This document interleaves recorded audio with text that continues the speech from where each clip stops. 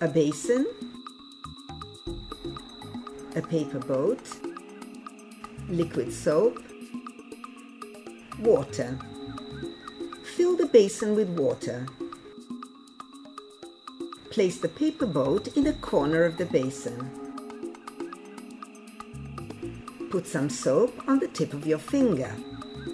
Dip your finger behind the boat. The boat will suddenly speed off to the other side of the basin. Why? When the experiment starts, the surface tension of the water attracts the boat from all directions. The soap decreases the tension behind the boat, and therefore it is attracted forwards to the area where the tension is still strong. If you want to repeat the experiment, you must change the water.